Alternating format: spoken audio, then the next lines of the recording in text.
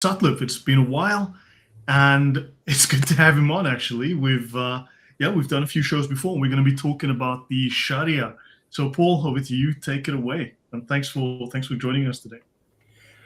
Well, I'm the author of The Cancerous Civilization Jihad, which won the 2024 International Impact Award in social psychology. So I took Christian apologetics and put it into social psychology, and actually got you have to enter contests in order to win. So I was surprised, but yeah, I have been researching Islam for roughly 15 years and getting in depth and trying to find out,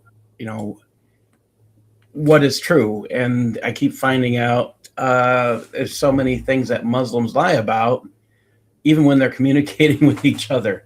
And that is what we're basically going to talk about today is the translator. Keller is not just a translator. He is a deceiver. Right. And I'm kind of amazed that he can be touted or considered credible at all. I mean, I have some really funny stuff that he translated. I thank Usama Dakdok and Yusuf. I can never pronounce his last name for their help, for showing me some. I don't have other words than funny stuff. No, that's fine. I think it's all we'll eventually figure out the right words. I just Before we came on, I was having a last minute look through this because this was a little bit of a last minute show. You and I just ended up chatting, and however, he says here in the foreword, right, not a single omission has been made from it, although rulings about matters now rare or non-existent have been left untranslated. Paul, is that a true statement that not a single omission has been made from the book? Well, his translations are omissions. The word slave, I don't think ever exists in his translation. So he has officially omitted the word slave. Right. And which countries in the world still officially practice slavery? Oh, they would all be Islamic countries. It's fascinating.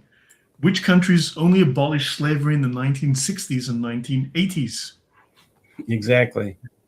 I mean, that's 1960s to 1980s. The ones still that are working on that are Islamic countries. Would that be Saudi Arabia, Pakistan? Well, Pakistan was newly formed. I'll give them that much. I mean, people have spoken about modern slavery, the indentured servitude of people in countries like Dubai, Qatar, Saudi Arabia. And of course, I mean, everyone's going to jump on the what about the Israelis bandwagon, but you don't find thousands and thousands and tens of hundreds of thousands of indentured servants building skyscrapers in Israel, dying on the regular without any kind of attention brought to it, and these people having their passports confiscated and they effectively trapped in the country. And that happens in many countries. I've interviewed many. I've interviewed women who have gone to different countries and had their passport taken, like Dr. Phyllis Chesler. Her story is and sadly not unique. But she does discuss, she married a guy. They went to his home country, and they took her passport, and she could not leave until she was extremely sick and close to death. Wow. Yeah, this is not an unusual situation. Father takes kids, father disappears with kids, kids never come back. Yeah, that's one of those horrible truths. Yeah. So what are the issues that you've discovered that you want to raise, and is there anything you want to share? I'll give you one of the funniest things. Well, the first three books that are in Reliance the Traveler do not exist in which ones are these? Al-Salik. So the book of that first A. The book is actually the book of knowledge. There's no word sacred there. They made that up. Or you can translate that word more specifically as science. Again, this is not an equivalent of the Western understanding of the word science. This is science according to what Muhammad brought, which is not even scientific. And then like B is translated incorrectly. Again, these are, if you think about this, we're just talking about the names of things. C, again, A, B, and C are made up.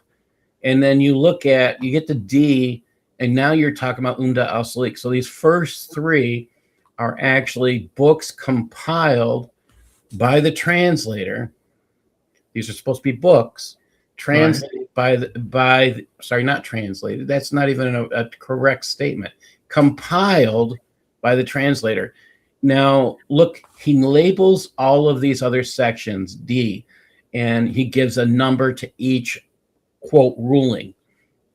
And he cites his sections the same way he cites the translation. So this is a purposeful deception, not to English speaker Christians or Jews. It is purposeful deception to non-Arabic speaking Muslims. Why would he do something of that type? Well,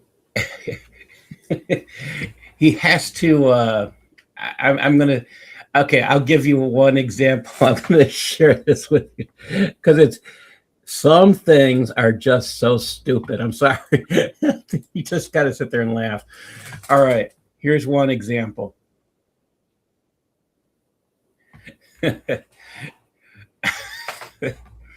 So you think you're going to get into a discussion in the first book, The Knowledge of Good and Bad. That's how he translates it. Well, thanks to Usama working with me on translation and Google. So I thought we were going to have a discussion on ethics, knowledge of good and bad. And what I've learned is because Keller is such a deceitful liar. Again, he's not out there to deceive the Christian. He's out there to deceive the Muslim. So here's the question for everybody. JC, I'd love to have you answer this one. If you talk about knowledge of good and bad, are you talking about ethics? Allah knows best. No, well, no, I'm just saying if you're going to talk in general, not with Allah or anybody. I mean, if you're just going to talk about knowledge of good and bad, are you talking about ethics? That would imply morals and ethics. Yes. Okay. So now I want you all to think like men. And we're talking about knowing good and visually ugly. What are we talking about? Surface level. I'm thinking beauty contest. Oh, she's a 1, she's a 10, she's a 9. Yeah, the surface level appearance, not inherent qualities of morality. Okay, so this word ugly, I have, my translators, Usama and Yusuf, told me this word means visually ugly. Oh boy. We need Saint Murad on this. We need Saint Murad on this. Good grief.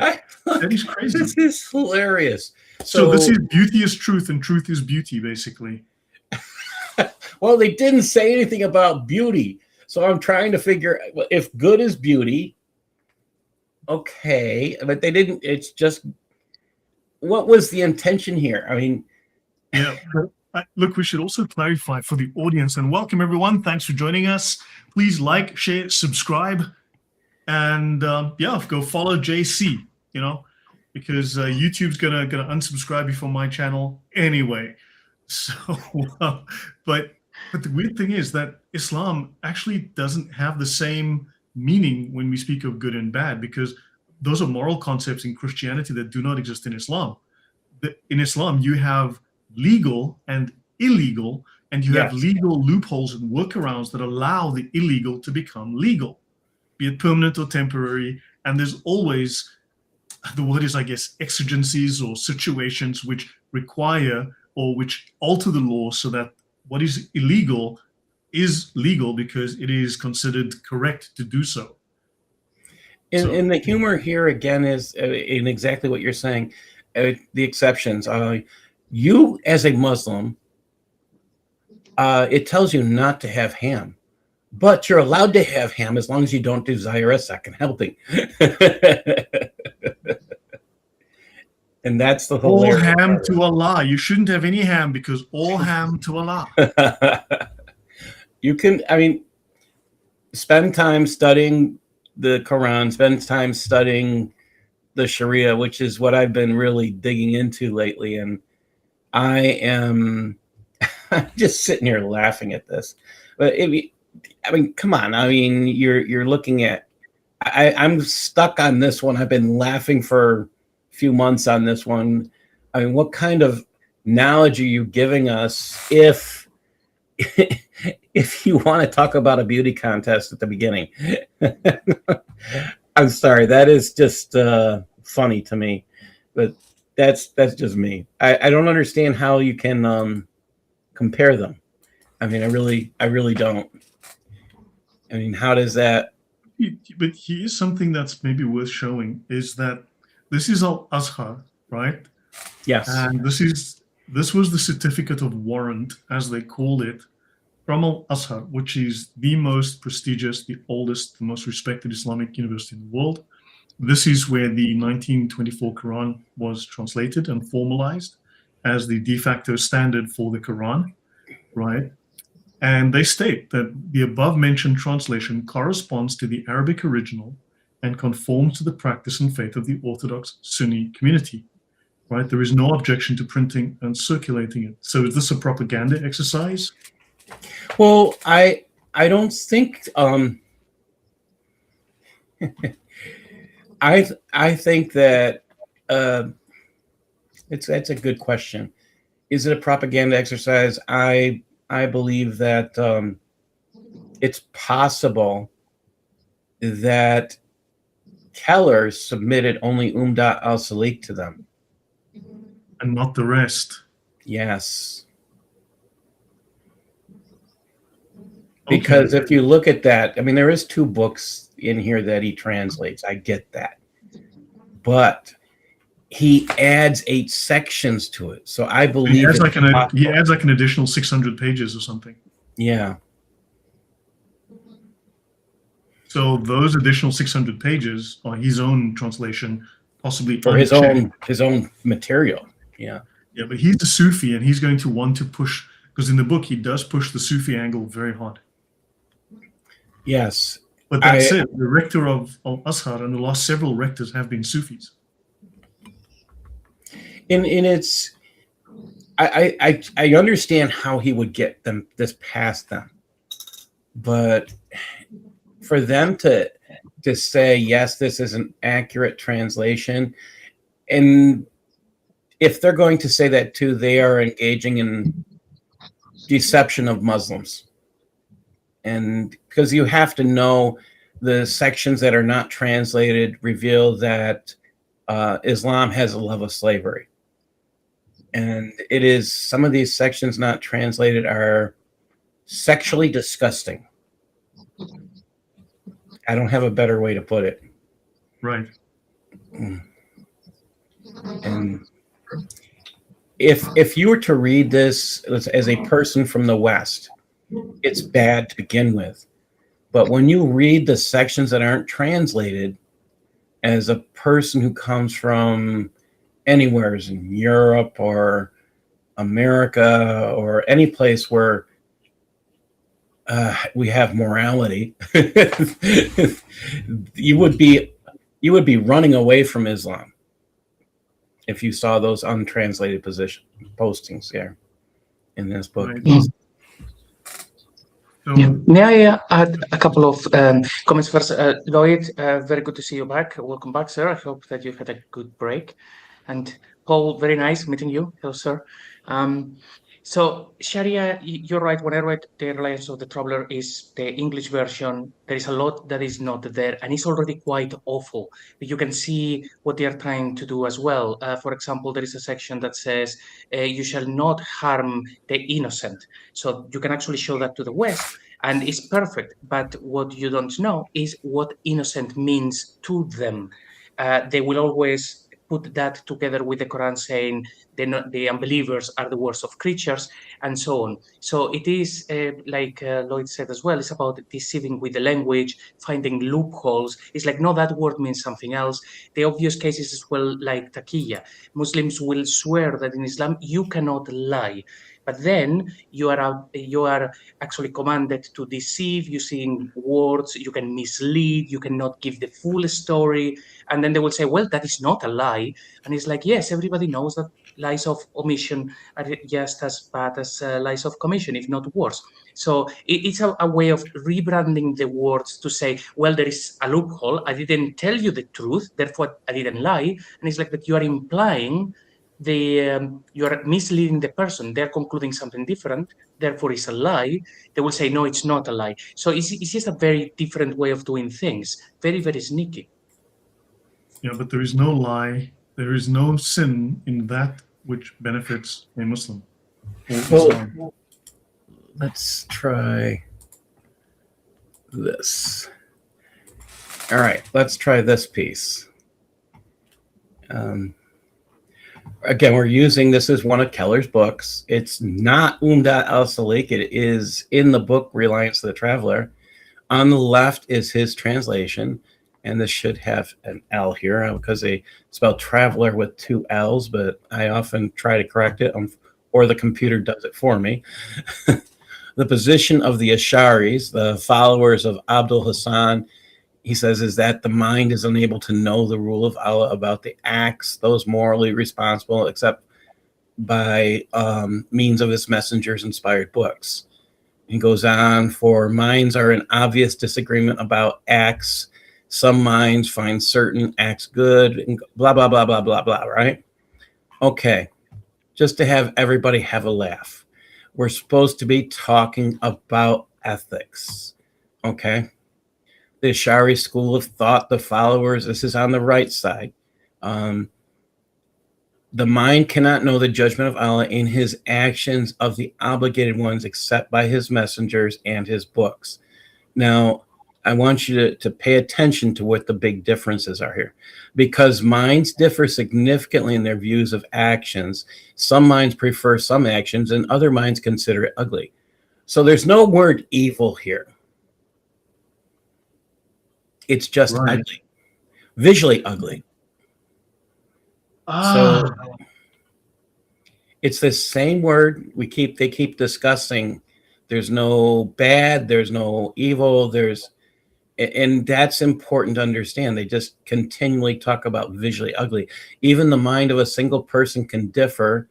Why is it visually ugly when we're talking about your mind? Are you thinking dirty thoughts? I mean, that's exactly where you have to go. And the fact that he continually does this.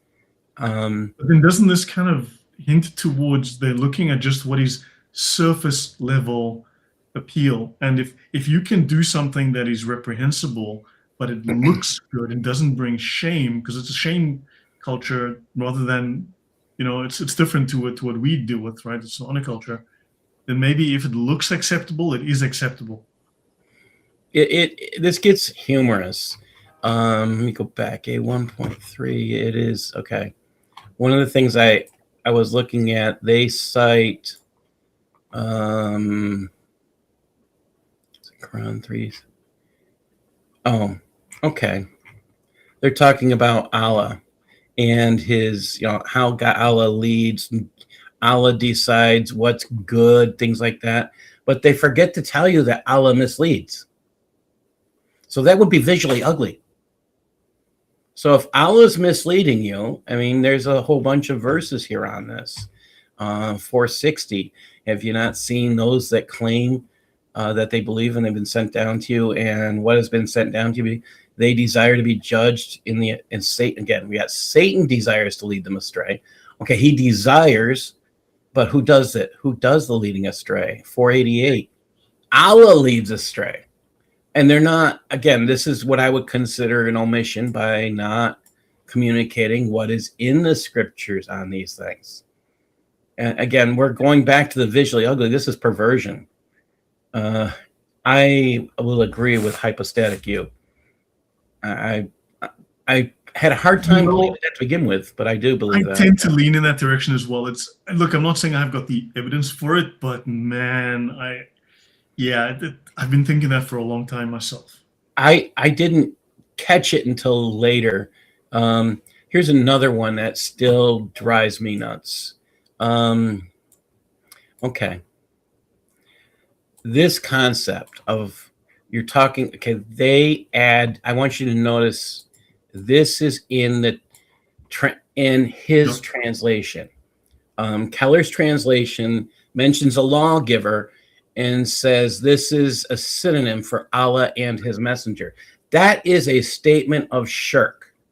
You could not say that ever in Islam out loud. You'd probably be stoned, shot, I don't know what. But he says this in English thinking we're stupid. Right. We don't Tell me use something. logic. Why does he not talk about the knowledge of good and evil?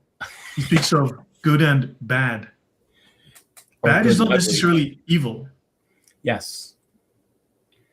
Because let's see, if you let's see, his concept of good is it's okay to kill a girl's dad, kill her brother, kill her brothers, her uncles, and everyone else, and then you rape the woman. That's okay. Force her to be your sex slave or wife, and those are acceptables. So my question is, does he have a concept of evil at all?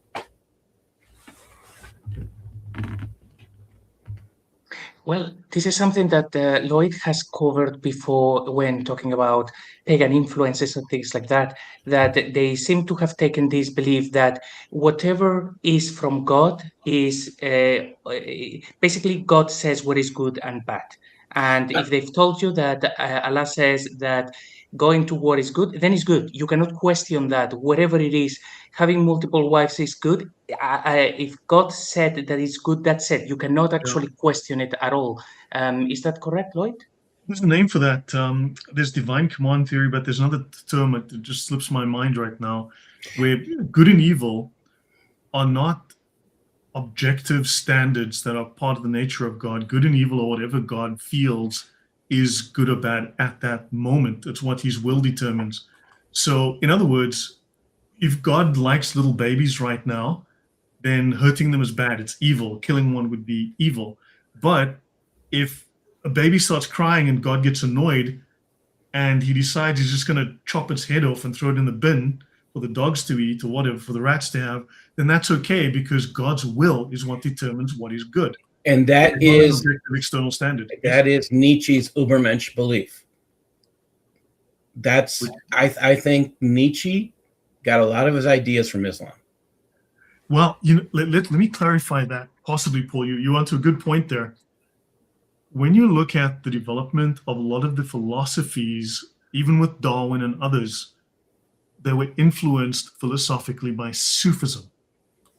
Yes. Sufism, polished Sufism, sophisticated Sufism, painted itself as this super polished, super sophisticated, very refined philosophy of life. And it was bringing all sorts of philosophical thought of a very elite level to all, and people were fascinated with this whole Near Eastern ideas, and they absorbed them. But Sufism actually is ugly underneath. It is genuinely evil and violent. And it's this that influenced these people, I think. It's Sufism. I just want to point out what you have on your screen. You notice on the left that on that lawgiver, and they add that he adds this, the Allah or his messenger, but the synonym Allah or his messenger does not exist in Arabic. Right. So, but he's saying it's synonymous. Allah. Yeah. So the lawgiver, Moses, this is the lawgiver, the one who gives the eternal law, is synonymous with Allah or Muhammad. So Muhammad is the equivalent of Allah in giving the law. Yes. So you now have someone who is equivalent to God, basically. And then he says, it cannot be said that an act which the mind deems good is good in the eyes of Allah. Or that whatever the mind feels to be bad is bad in the eyes of Allah, because good and evil is determined by the will of Allah in that moment. So Allah cannot be constrained. Allah can do evil. This is very different because we know from the Bible. Okay, in Arabic it says, "What the mind sees, ugly is ugly in the sight of Allah." What Allah requires to leave it. Again, we're back to visually ugly, visually ugly. That's an interesting distinction. But we know that God cannot be evil. God cannot do evil because his nature is good. So you cannot ascribe evil to God. Whereas with Islam, Allah is unconstrained and he can do evil. In fact, he must be the greatest of evildoers, greater than Satan, because he is greater than Satan. It's just kind of, I find it, some of this stuff just hilarious. I'm sorry. Voluntarism. Thank you, Ignatius. Yes, voluntarism. God's arbitrary will is his very nature, rather his good and true nature determining his will. Yes, that there's objective standard of good and objective standard of evil, but God's will is his nature. So what becomes good and evil is what I feel like, which is in humans psychopathy, narcissism and psychopathy. I mean, there is just so much, like, let me see if I can find this next piece here I'm thinking of, which another piece that I find is hilarious. Here we go. I think this is it. Let me just double check. Sorry, I was actually looking for this just to show that that comes. What we've been saying. JC, here you go. Yeah, it comes basically from misinterpreting this verse, that in Surah 24, verse 51, it actually says, well, believers, they called to Allah and his messenger to judge, which is a bit problematic in Islam. Why would Allah and Muhammad be judging? It should be basically Allah the judge. But there is a lot of confusion with that, and there is more to that story. But these are the sort of verses a judge as well. Yeah, when they exegete these verses is when they start trying to create a theology that, okay, so both of them are going to judge. So it doesn't surprise me to see someone saying, well, the lawgiver would be Allah and his messenger, because the Quran actually commits shirk in some places like this one. Exactly. And they don't see that, which blows my mind when I have discussions with Muslims. They can't see something that simple. And right, I don't know. I don't know what's so hard about seeing it. But the issue is, I mean, this book published in the 80s, if I recall, early 90s, it made Islam plain for non-Muslims. And I believe it's been recalled. A lot of it's been deleted off the internet, off public archives like archive.org in most cases. You can still find it, but it was, I mean, stripped out of there as much as they could because it was too much of an embarrassment to the Muslims. I remember when I was doing counterterrorism at Leiden, when I was enrolled there, they freaked out when I discovered this book amongst the archives of the ISIS madrasas, right? And when I showed this and started posting quotes from it, the students, the Muslims who were there, were really just as spies in the course to make sure that nobody said anything bad about Islam. They freaked out. They did not want this revealed. And there's a volume 2 of this book which has never been published either. Oh. Yeah, there's a second volume which has not been published after the first caused too much of a problem. Does not surprise me. Not at this point. I'm trying to be a good student using critical thinking skills and doing, what I know is considered scholarly research. I have yet to read something by a Muslim that I would consider scholarly research that's on the topic of Islam. And maybe they do maybe they do critical thinking in other areas, but not with Islam. And that kind of blows my mind. I mean, even looking at these concepts of, again, these are books that he added, his own compiling. We have Ali ibn Abi Talib. They add, religious scholar is greater in reward than the fighter in the way of Allah who fasts the days and prays the night. Okay. Why? I mean, you start looking at the reasoning. Well, this is secret knowledge. You get higher rewards. That's Gnosticism. All right. This is, and Lloyd, you've done whole entire series on this. And yep. This is. And don't forget that the fighter is 100 levels, which is the level from the earth to the heavens. He's 100 levels above that of the average Muslim who's a good Muslim, who does his prayers on alms and so on, right? Alms is an ALMS, prays Yes. 5 times a day. So the jihadi is 100 levels above, and now the scholar is even above that. And then farther on, you'll find the scholar doesn't go to war. And I find that when I was looking at that, like, oh, I know why they didn't go to war, because they were getting killed off. they lost. That was their reasoning for not having pieces of the Quran later on. That's just an excuse, I think, because I think that part is make believe. Remember the reciters and rememberers of the Quran, the memorizers, that they were being killed, and they had to be shown. They had to be protected because they were being killed in the battles. So there's that precedent. I just want to go back to this point that Ignatius made here. It seems that Islam is voluntarism. God's arbitrary will, as in his fickle, emotional, changing will, is his nature.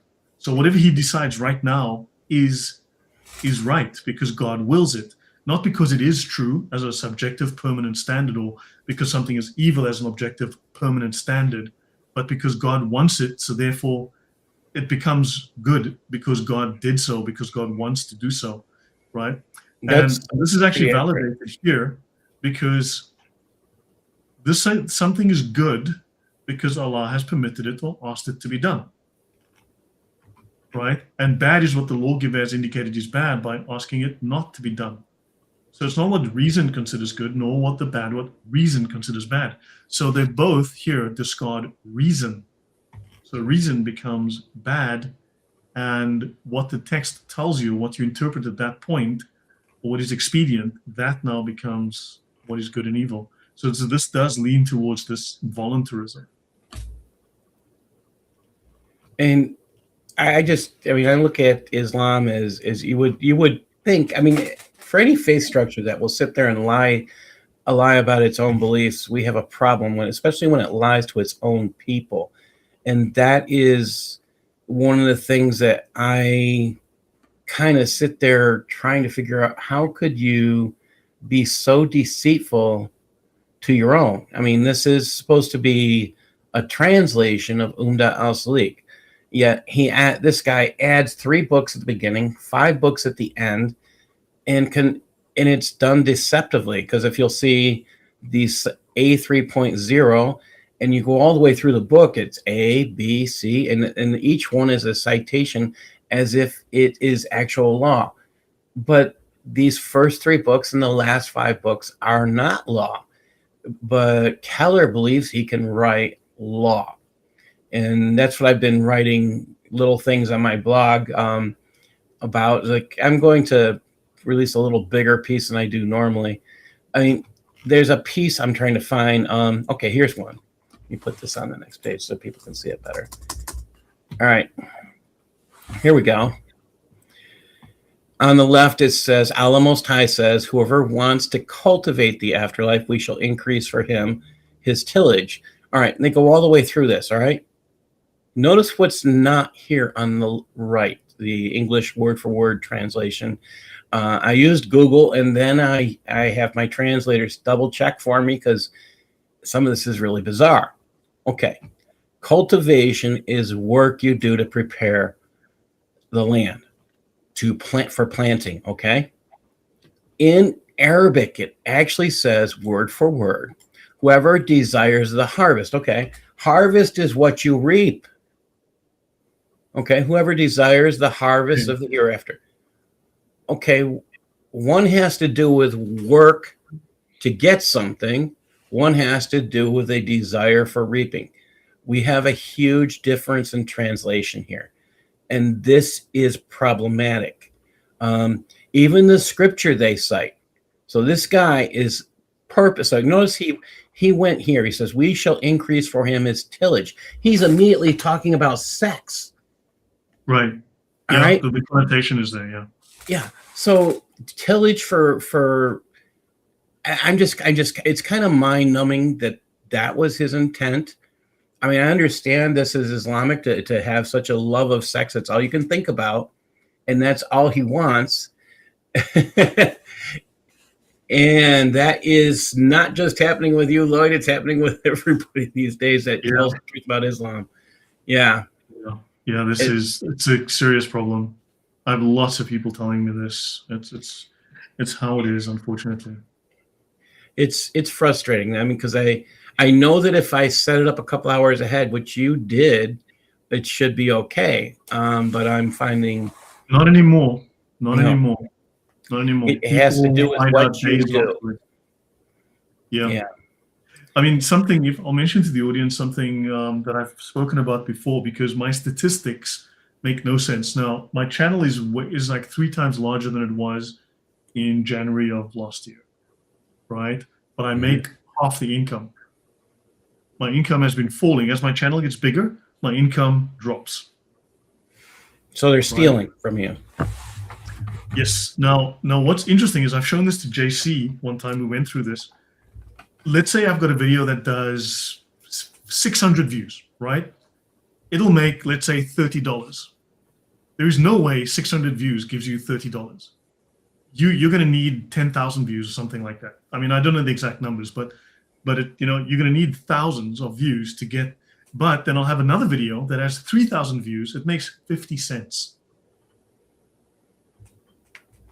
And you're like, yeah, the math is not mathing here. So what my videos, and in many cases, it's obvious the videos had tens of thousands of views, but YouTube is saying I had 500 views. So there's no way the numbers are accurate. And I mean, I would actually know who to sue for stuff like this, because it's definitely Google you would have to sue, because Google owns YouTube. And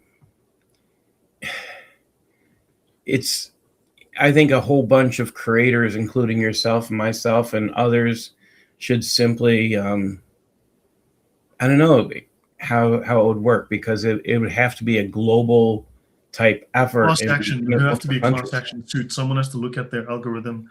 Because look, you've also got the Trust and Safety Council for Islam in YouTube. Well, the Trust and Safety Council headed by Yasser Qadi. That's the whole in the narrative. And he's, of course, not going to play nice with people who are criticizing Islam. It does make a fair point here. Tillage means mechanical preparation of soil by digging, stirring, and overturning it to grow crops. It's not necessarily sexual. But in Islam, it does.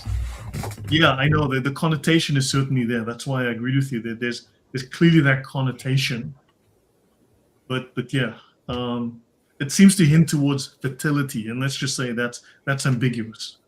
So in Islam, so I'll go down and I'll talk about that. Tillage is used in the Quran to refer to.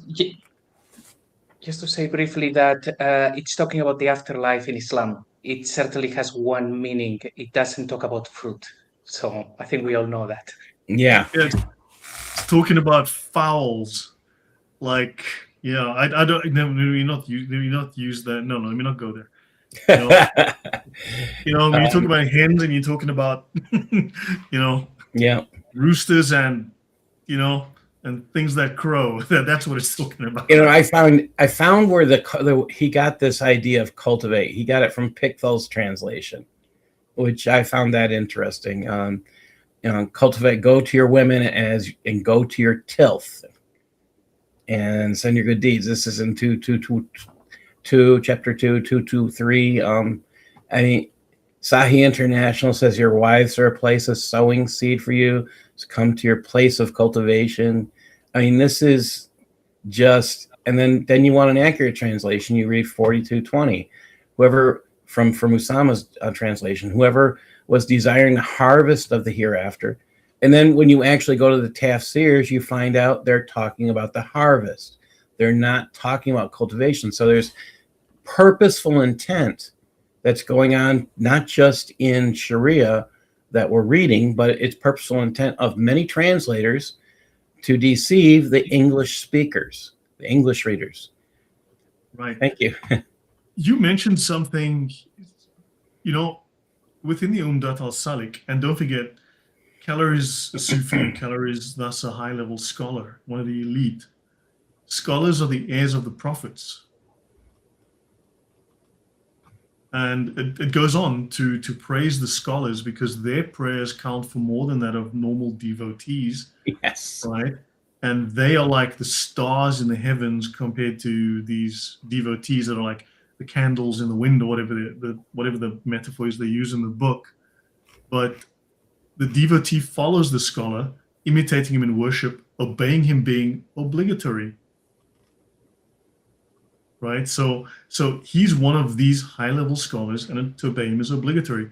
If he is the heir of the prophets and he wears the mantle of the prophets, then this man has the right to perhaps do what he's doing because he's guiding the flock. And is that from section B? This is A3.0. So it gets interesting because it's hard to. There's a justification to follow scholars. However, the justification, they'll say it's a justification for to verify scholars' ability or to qualify. But that's not what the Arabic says. It's justification to follow. Yeah, here we go. Quranic evidence for following scholars. And it's just kind of mind-numbing. I find that section, let me get to my little piece on this eventually, and I find this hilarious. And I want to point out why. This is B2.1. I'm having a good laugh. It's obligatory for the ordinary Muslim to follow the scholar who is a mujtahid. So you have to follow someone who knows the sacred law, right? And this is principal evidence. It is obligatory for the Muslims to follow the scholars in mujtahid. So yeah, I mean, so. And by the way, that is shirk as well. In Islam, to actually take knowledge instead of directly from Allah and taking a person who tells you what to do is actually shirk. Yeah, Oh, no. It says that the scholar is above the average Muslim, the way that the moon is above the candles, or the stars are above the moon, or something like that. I'm going to try and find that reference. But so look at, you put mine up. This is where it gets funny. So he's citing Booty. Booty died in 2013. Okay, he just died. I've picked up. I mean, it's 13 years ago. I think about that. This is one of his books. He's known for writing like pamphlets, being a TV star. In Syria. Those are things he's known for being. And I mean by TV star, he was the scholar who came out on TV, and they trusted him. Yet he's in a book that's supposed to be written from the 800 years ago. Oh, hundreds of years ago. But he's not even dead 100 years. It's just 13 years. So I'm trying to understand what's his intent. So let's have a good laugh here. What this notice it says the Quranic evidence for following scholars. What does it really say in Arabic? Quranic evidence. Okay. So what is Muhammad? So I'm having a laugh because I just finished reading this section in Booty's book. Booty is an idiot. He's not very intellectual. He doesn't read the tafsirs, or he just thinks everybody is stupid, which is entirely possible because he believes so much. He's a narcissist, possibly. So he says the first aspect of the dignity statement. So ask the people the reminder if you were not knowing. Okay, let's look at this verse. This is a 1643. So ask people the reminder you're not knowing. Okay, why? Okay, so let's look at what the tafsirs say. I'm not just going to tell you what it says. What do the tafsirs say about this? Ibn Abbas says, ask the followers of remembrance, this followers of the Torah and the gospel. So wait a minute. Okay, if we're going to follow what they're saying, ask the people a reminder. Wait a minute. So you got to ask the Christian and the Jew for evidence to follow a scholar in Islam. Wait a minute. You should ask me, man. Hey, I'd be a good guy. Paul, how about you? Would you volunteer for this task? I'd have some fun. I would 100%. Pick me. Yeah. Okay. Come on, this is not okay. This tells me Booty's an idiot to begin with, or he's purposely deceptive, and that the one who's truly getting okay. How did Keller not know this? This to me is hilarious. Okay, please come ask me. I'm standing right here. I'll tell you. Okay. That's interesting. I want to add to a point here. The superiority of the learned Muslim over the devotee is like the superiority of the moon over all the stars. And this I agree. If I compare my knowledge to that of the average Muslim, sorry, no, he speaks of the learned Muslim, but he's the scholars, the people who follow the book. Yeah, I think I am the moon over all the stars. I am the bee's knees here, but whatever. The learned are the heirs of the prophets. The prophets have not bequeathed dinar nor dirham, but have only left sacred knowledge, and whoever takes it has taken an enormous share. So these scholars are just awesome. They're just awesome. They're so awesome that they don't know what they're saying. They don't know they don't read their own scholars' works, which is... JC, what are you taking away from this? Yeah, well, the first thing, this is hilarious. The first thing I thought was this guy a mujtahid, and people had to follow him, because if they did, they are going against the word of Allah, of course, because they should be asking non-Muslims for the information. But also, if this guy was around hundreds of years ago, could be the prophet that never dies, that the green prophet that has been around for thousands of years. And yes, he is, you would say mujtahid, yes. He is. Yeah, by the way, it's not see, whenever Freddie comes on, he wishes me a happy birthday, because one day he'll be right. Okay? Just so everyone knows. But if you want to send me birthday presents, I accept. Yeah, so go on. Thanks. I want to know how they leave some of their favorite tafsirs to say this. Again, they were intending to deceive, not us, not the Christians and the Jews. They were intending to deceive their fellow brothers in Islam. Yes, and I will say this, yes, this book is published by the Muslim Brotherhood. All right. So what does that say? Is the goal of Islam to deceive fellow Muslims? Sure looks that way. Also, there's a prophet by the name of Alex Jones who's a little crazy a lot of the time, but yes, they were turning the frogs gay. But he was talking about, he speaks of information war, right? I'm not endorsing Alex Jones here at all, but just being hyperbolic, I guess. But he who goes forth to seek sacred knowledge, which is the scholars, is in the way of Allah, synonymous with jihad, until he returns. So those scholars who go forth to seek sacred knowledge, the knowledge of Islam, the secret knowledge, is doing jihad. So this is an information war for them as well. It's a war of knowledge. As Alex Jones, you talk about this, an information war, and yes, I agree, we are involved in an information war. And they have poisoned the well, they've been deceiving for centuries. And we are in an effort to remove the veil, to reveal and expose the facts. What do you say to that, Paul? I just wanted to find my piece on A2.3 just a second. Yeah, and I'm not there yet for some reason. I'll try this again. War is deception. Deception is war, and war is deception, and that's what Muhammad said. War is deception. Maybe that I is skipped it. A principle in the Quran. And they do. Amir is right, and they get mad at us for reading their own sources to them, but that is because you are not supposed to show, a non-Muslim is not meant under classical Islamic law to read anything that contains even a slight bit of the Quran. The Quran is supposed to be exclusively for Muslims. For a Muslim to teach you the Sharia is treason.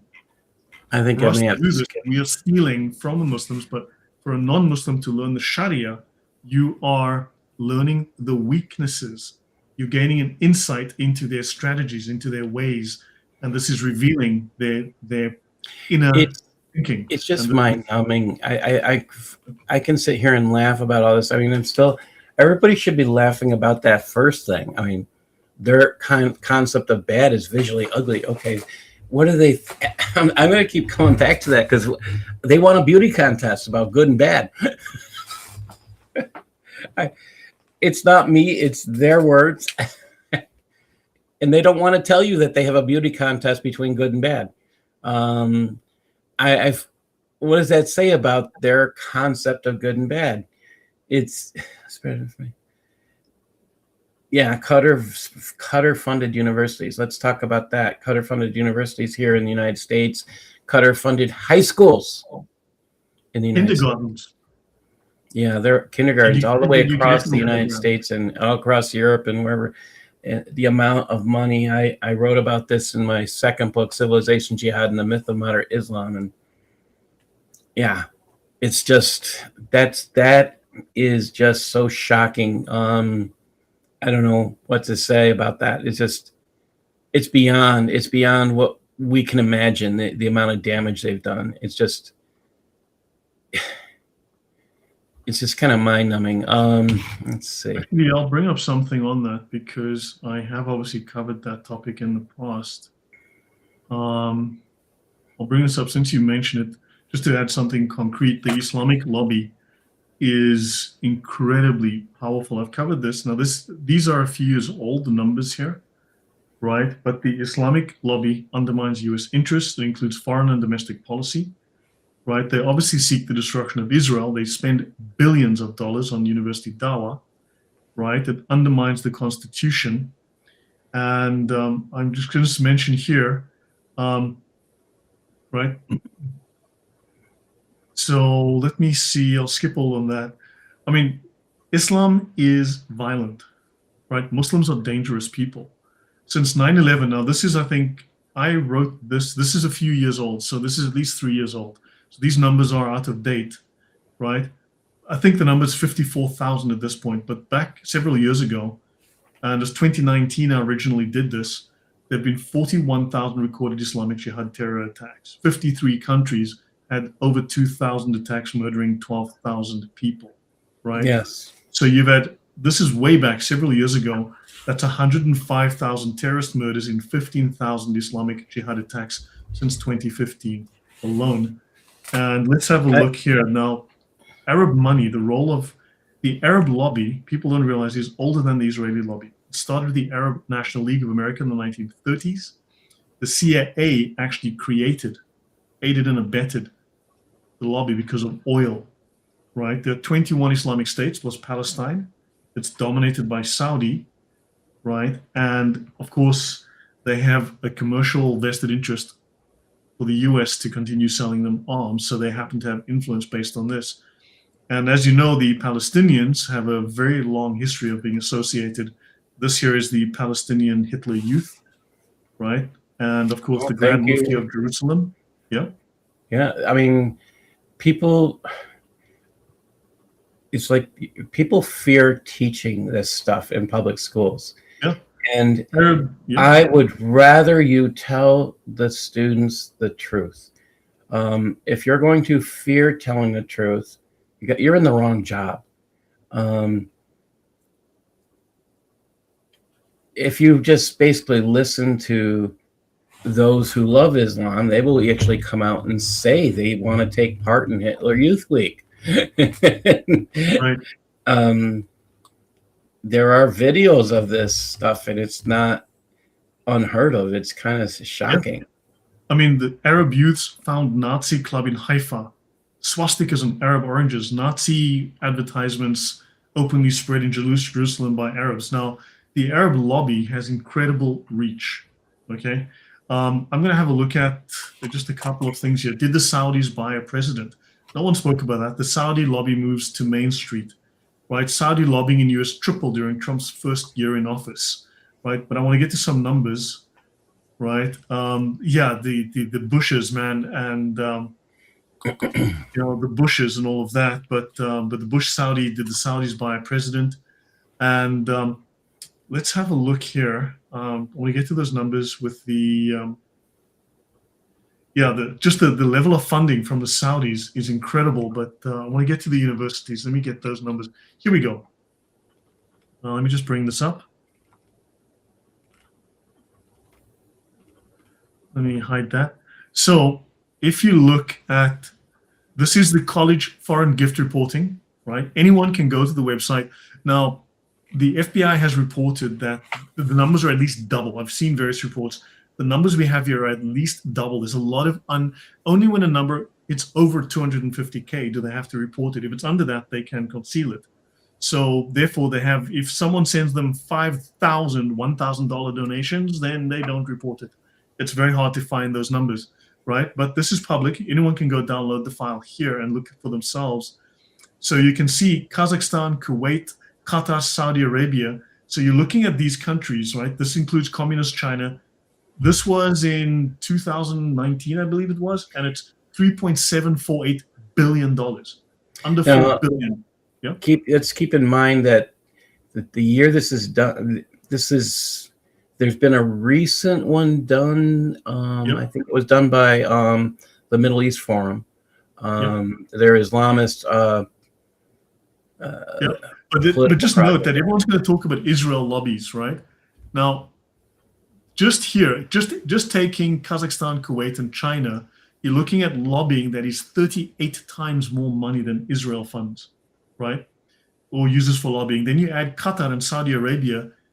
Okay, combined total just of these two is 36 times more than Israeli lobbying, right? So if someone has 36 times more money than me, I'd say they're a little bit richer than I am, right?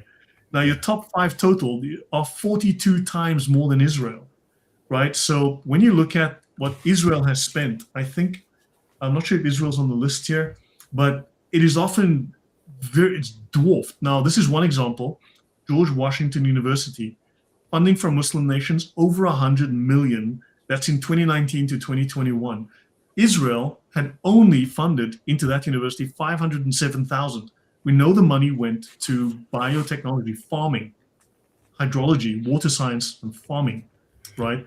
Whereas these guys were funding research libraries to put the Quran into your kid's primary school. Well, it goes even more. They fund the Bridges Initiative.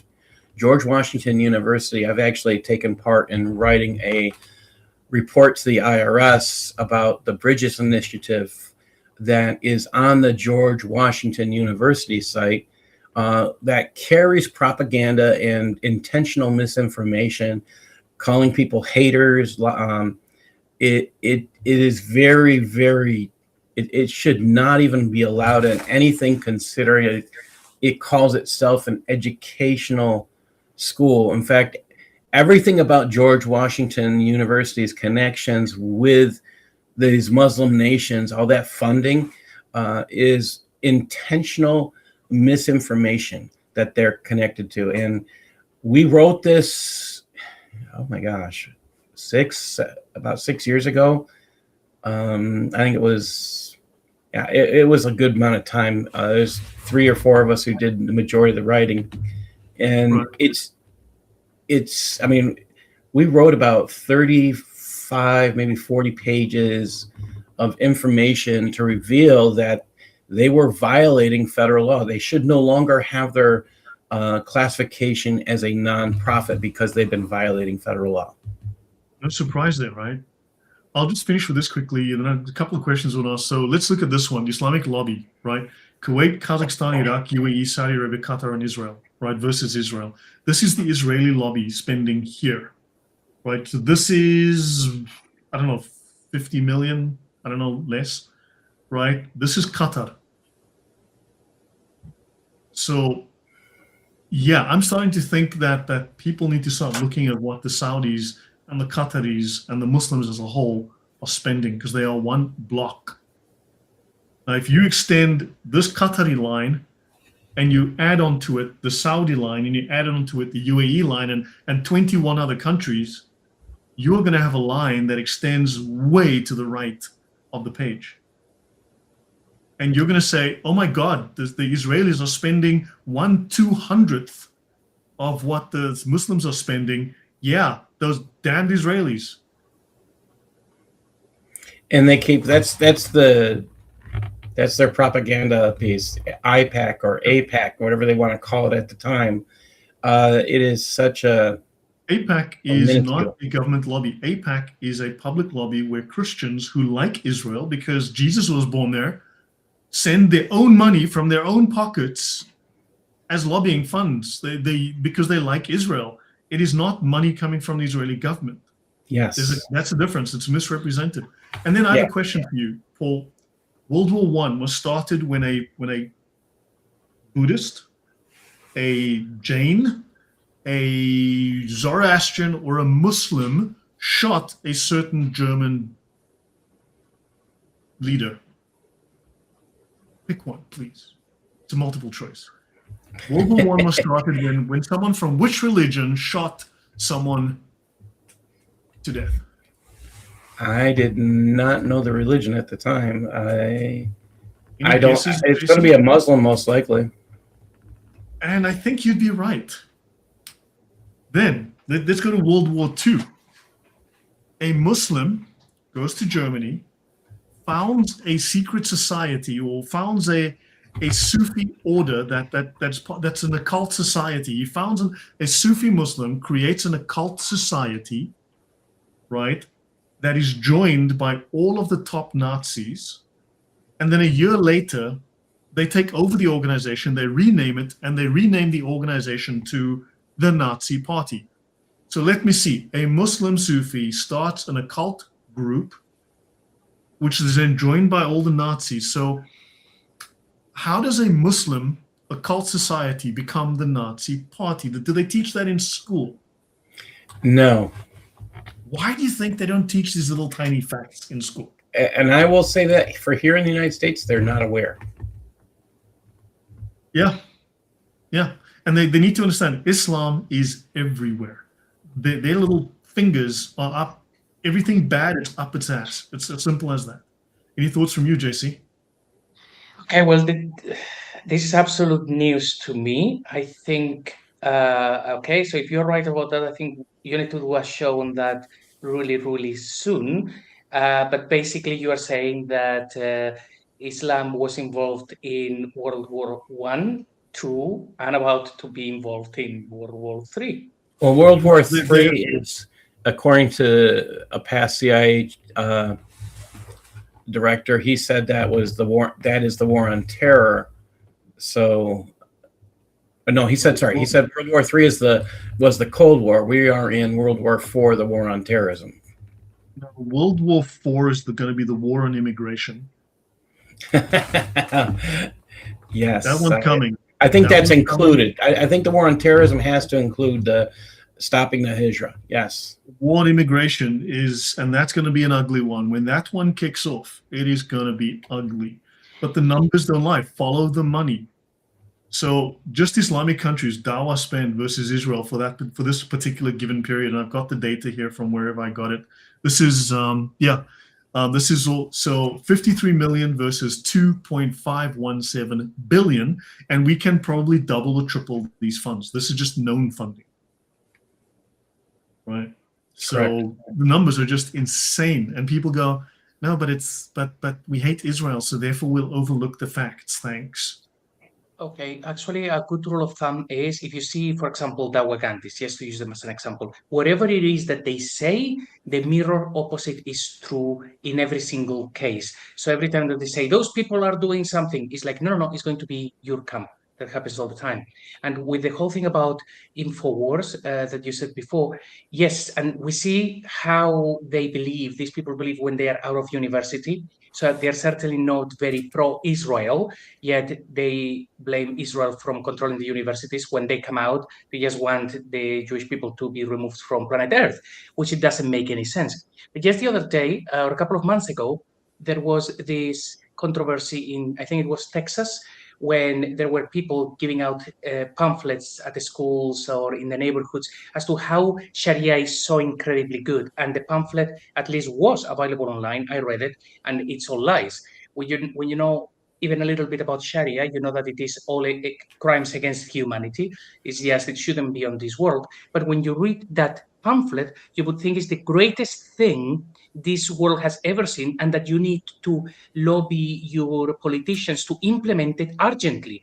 They make it sound so incredibly good. So as well with the comments before, everything is deception. Whatever they say is false. And all of this could be solved if someone like Piers Morgan stops saying, oh, but the Islam is fine, it's Islamism. It's like, okay, Piers, just read the Sharia manuals yourself live for the whole world, and we will clear this up in just a couple of hours. It's that simple. The data is there. JC, believe it or not, I just had a conversation on LinkedIn today addressing the exact same thing. I collect news stories and produce part of Usama's show. I say part, but I pretty much do the whole thing. But I compile all the news stories for the first hour of Usama's show, and revealing the truth about Islam. Now, I post them on LinkedIn every week now, and then I'll put them as a whole. I'll put them all on my blog spot. But this one guy got really upset because I was talking about the murder of children, and I said this is Islamic. It's ordered by Sharia. So this guy responds and he says, "That's not true. Islam is about peace." And I wrote to him and I said, "Well, apparently you don't do your research very well." And I said, "Will you leave those who are telling you lies if I show you proof?" Then I gave him copies of, I think it's 1.1, where it shows that, I just basically put pictures of that up on the screen. And he's like, "Well, why don't you use Google?" I says, "Why? Because I own the books." Because I have this material here. You want me to go ask Google a question when I know it's run by Muslims? Like, that's stupid. It's like I do quality research. Apparently you like somebody to do the research for you.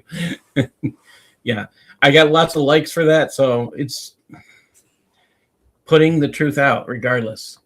That's what we have to do. And I thought I would get a lot of people very, very angry at me at first, but it's funny because I've gone from getting a small response to now these past couple of weeks, I'm getting close to 12,000 views a week now. So that's really good. You know, Paul, I mean, you maybe should prep something every month or every 6 weeks or something, just on a regular basis. And we sit on the channel and we go through it. You know, we work through some of these things, reinforce it, and show people the scriptural and the, shall we say, the legal basis. I want to mention this. This is also covered in the Umdat al-Salik mentions this book as its prime set of rulings for telling lies, right? False speaking is permissible. Sometimes false speaking becomes compulsory.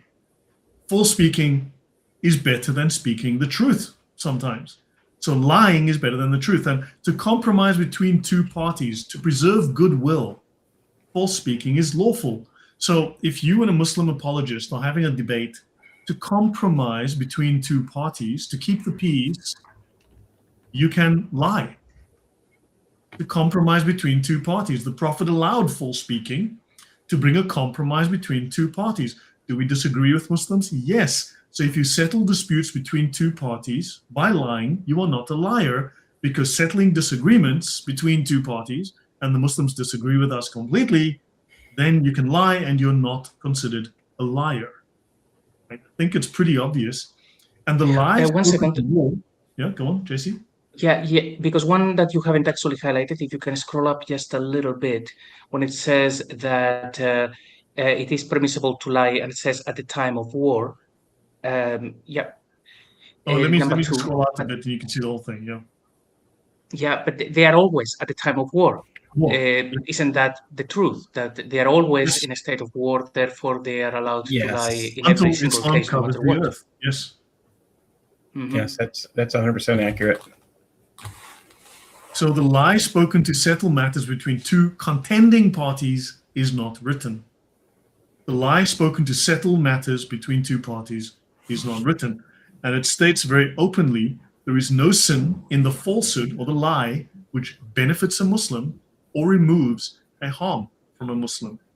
To disclose an ugly, and remember, visually ugly, to disclose an obscene act is also an obscene act. And that's another huge section that I did a series on that. That is hilarious. Huge section. Oh my gosh. That is, yeah. They got to cover up each other's dirty deeds. Yes, exactly.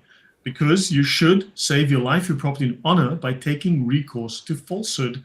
And if inquiry is made about a secret thing of your brother Muslim, you can deny it to preserve his honor. And if harm is caused more than benefit, if you speak the truth, then avoid speaking the truth. Now, what does the Bible say about where lies come from? Oh, that would be Satan, Lucifer, devil. Oh my golly. Isn't that odd that this Abrahamic faith is telling us to lie because it's a great idea? Well, it's not an Abrahamic faith, but yes. Yeah. And what are the 10 suggestions say? Thou shalt not? One of them is lie. Thou shalt not. Yeah. Well, at least in Islam, it's the 10 suggestions, right? Well, I don't think they have them as a whole. Yeah. They're I'm sorry, their books, their tablets are not stone, they are wood, and they just, it's a joke. It's just a joke. Yeah. JC? One thing that always baffled me is just about what you showed on the previous screen is that they have it codified in their deen that they have to lie, and then they have all of these different cases where they have to lie. And Muslims don't join the dots, that if your own team is telling you that you must lie in all of these different cases, your team are liars. So they are going to be lying to you. For some reason, Muslims interpret that like, no, we are these people that are telling me to lie to all of those people, they wouldn't lie to me because I'm part of the team. And it's like, dude, they're telling you that you have to lie, that they are lying. You cannot trust them in any way, but they don't join the dots. And then they will accuse everyone else, Christians and non-Christians, certainly anyone who is not a Muslim, of lying when they have it codified that everybody has to lie about everything to push Islam forward.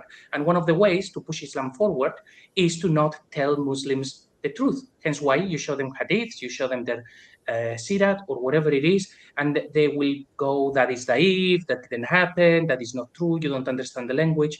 They have to lie even to defend their own religion, and they lie to one another, but they don't seem to join that one simple dot.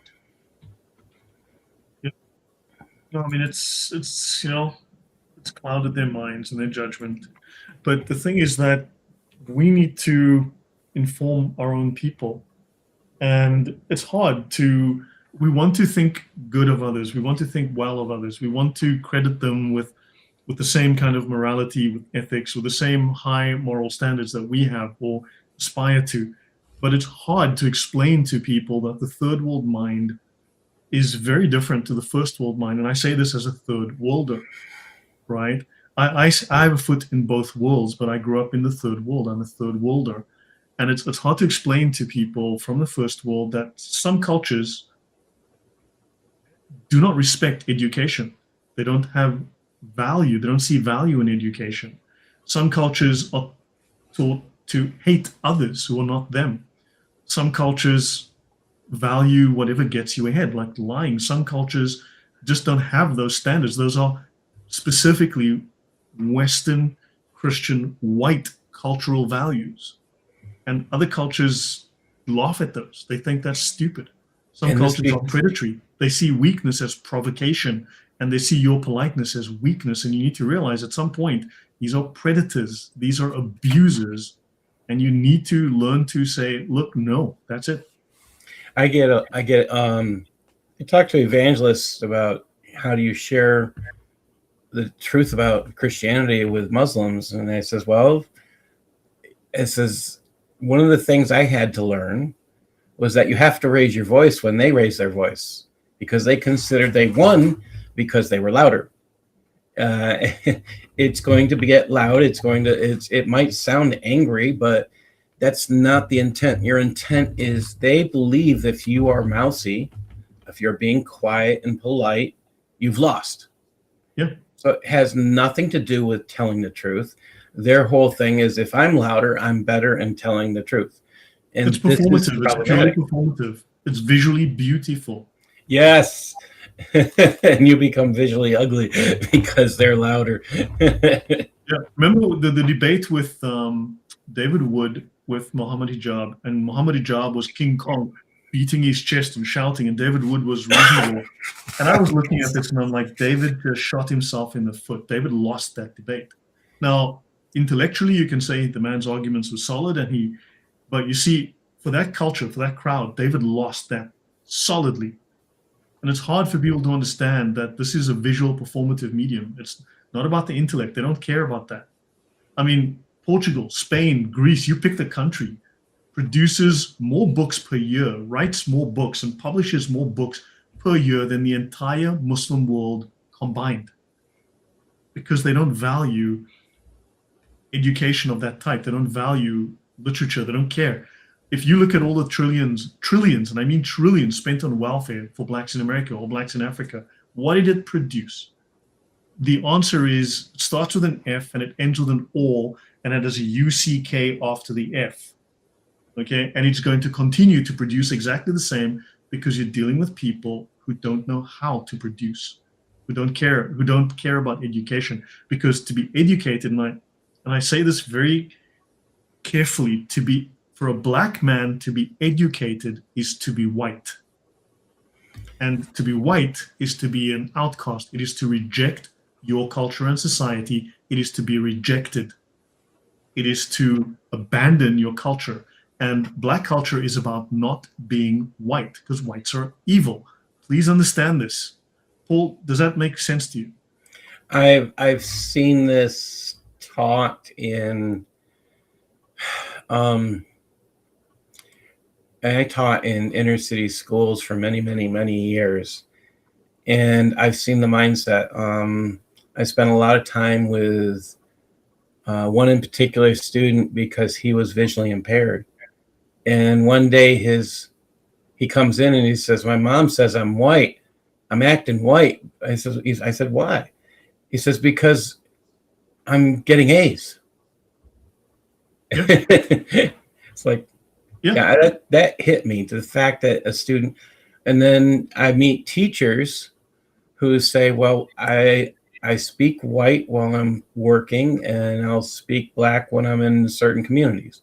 Well, exactly, because I grew up being accused constantly of you trying to be white. Because kyk jy nou, die mense, hulle wil mos hê dat ek so praat, maar ek moet so wees. Jy weet, van ek is 'n colored, ek is die witty. Now, do you understand? Being black is a performative act. Okay, so I am supposed to behave like that because that is my culture, which distinguishes me from those evil white people. I am, according to blacks, when I walk around in black culture, they see me as a white man. Because I don't dress like them, I don't walk like them, I don't move. Kykie, but die ouens hulle is mos so man. Kykie, hulle sy wil. Do you see the difference? Paul, can you see the difference? The lack of uneducated people move, act, behave, and emote in a way that is completely different to educated people. There's a distinct difference. I grew up in that culture. I walked away from that culture. So you must understand, to adopt those ways. Look at Thomas Sowell, fantastic human being, incredible intellectual. Look at that man. He's not black. You think Barack Obama thinks he's black? No. I mean, does Barack Obama think that Thomas Sowell is a black man? No. So sorry to bring this into the conversation if it's offensive to anyone, but these are conversations we have to understand. And you're dealing with the third world mind. And these people do not want to assimilate. And if they don't want to, kick them out or force them. One or the other. They've got to pick. They've got to choose. And you've got to make them choose, because they will not adapt. You have to make them adapt. I'll leave it at that. That's my friend Todd Bensman, he just wrote an article a little while ago asking if Spain just went full Trump when they kicked all the Moroccans out of, well, it's not just Moroccans, all of the Muslims out of Spain, out of Ceuta. And I'm looking at that like, okay, why did they do it? 73,000 people invade your country in a few hours. Yeah. I want you to think about your individuals. I mean, this is an area not much larger than a city. To invade your city with 73,000 people who don't belong there. I'm not talking about people coming to visit, people who just came to take. And Spain sent the military, and they were gone by the next day. No, they're still there. If you look, there's a few thousand. There's a few thousand there, and they are incredibly disruptive. I've been following this. They're incredibly. JC, what are your thoughts on everything that we've said up to now? Well, I will comment on the Ceuta situation in a second, but before about the performative act, I will bring up when Mohammed Hijab had the final debate, the last time that he was invited at Piers Morgan, and he was there interrupting, shouting, and doing all of these performative thing. And then right after the debate, he started sending messages, haha, I won 2 against 1, and I won. And Piers Morgan didn't understand it. He's like, what do you mean you won? You didn't see that it was an appalling performance? And he's like, it's what you said. Piers Morgan doesn't realize he's pushing his own value systems onto Mohammed Hijab. Mohammed Hijab sees the world in a very different way, and his followers saw that, and he's like, yes, he definitely won that. He shut them up. And he's like, hey, stop pushing your value systems, try to understand them. And because he clearly, Piers Morgan doesn't, he should just go and read The Reliance of the Traveler live, and all of these problems would be solved. With Ceuta, and Lloyd, as a military expert, you can tell me your opinion on this. I don't think that was simply, hey, let's just start sending people for no reason to annoy Spanish people. There are a couple of layers behind. Obviously, one of them is to get them into Europe. But my guess would be that what is the best way if you want to send, say, 1,000 hardcore jihadists, the ones that are highly trained and they know how to do things, how do you send them into Europe? To safe houses, to actually start training people? Well, you send them together with 80,000 people who are going to distract the forces. And whilst the army is actually dealing with those, the actual trained people, they have gone to their safe houses and they have gone to the places where they have to go. Like the op is bigger. What do you think about that? They did find several. They found Moroccan intelligence units. They found, I'm saying, a large number of Moroccan intelligence units. They found different agents, a lot of foreign agents amongst them. That's what I have knowledge of. I mean, there's not all of it is, shall we say, spontaneous. A lot of it is planned. I mean, clearly you've got the Spanish government, which is traitorous and complicit and needs to be. Hopefully, they will be the first to be lined up against the wall, and yeah, when the by the firing squad when the revolution starts, because they deserve it, and of course you've got complicity by the Moroccan government to actually take over that land, which is on their physical territory of Africa, so they obviously want that, and then I think people don't appreciate because it's ugly. Right, the truth is often very ugly, but people don't realize that Black people, for the most part, are trained to hate white people. And if I was on Piers Morgan, he'd be saying that and Dave Smith, who should remain a comedian and otherwise keep his mouth shut, would be saying that that's hateful, and that's most Black people, generally speaking, are taught to hate white people. They hate you not because of anything you've done, but because you're white and you stole their land, you stole their house, and you made them poor. And you probably raped their grandmother as well. And can they prove any of this? Of course not. But this is the general set of values and ideas and presuppositions and concepts in their minds. And you are seen as the hated other. This is unfortunate, but this is unfortunately true. And it's not a pretty thought to wrap your head around. So individuals can be very nice people, even individual Muslims.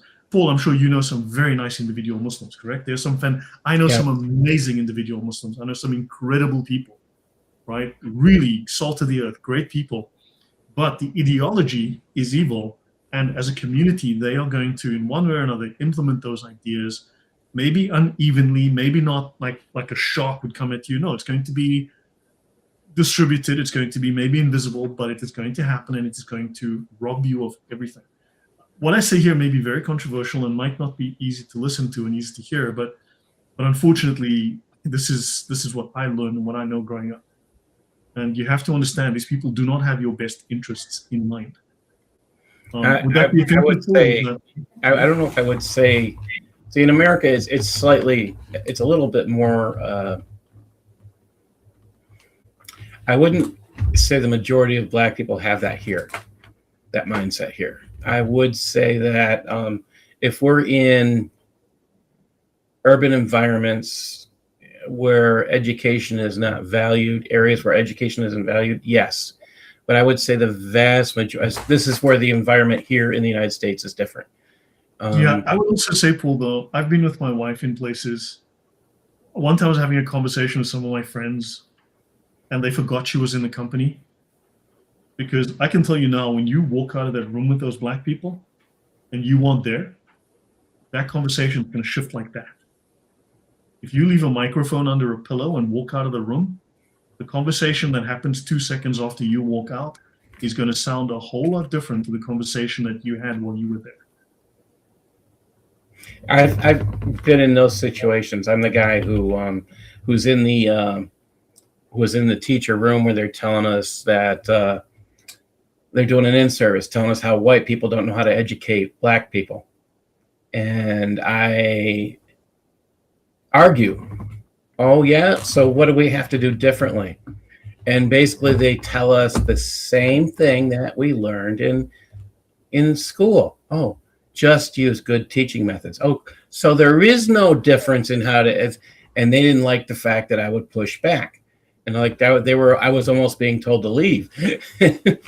but this was years ago, and like they were trying to insist that white educators can't teach Black.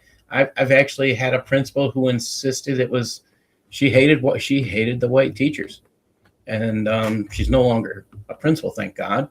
But I'm not going to say there aren't some that believe that way, but I guess here in the States, I find that a huge minority. But they don't have to be a majority to burn down a city. I agree with you. One part in a room can make that room smell real bad. Yeah, that's why I'm saying it's a minority, and they tend to be in the urban areas. They'll say for the white folk, they tend to be in the over here. They tend to call us that, the hicks, the hillbillies, that are the white racist. Well, I got bad news for you. They're coming from the same areas. Yeah. Someone once mentioned to me, real recently, I had a conversation with someone about this is about cultural differences, right? As a general rule, and you can apply this across the third world mindset.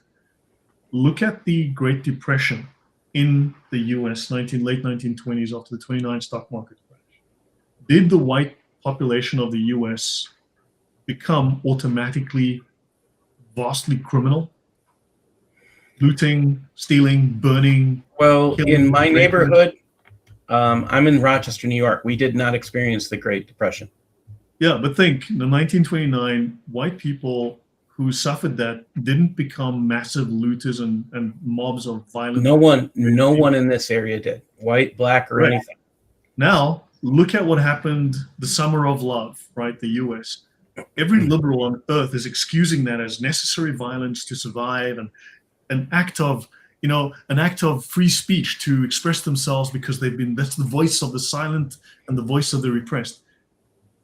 Because it is assumed and it's excused when there's some kind of poverty, Blacks automatically are allowed to burn down billions of dollars of infrastructure and murder people. Rodney King thing. That is the there was a lot of riots over stupid crap that wasn't even true.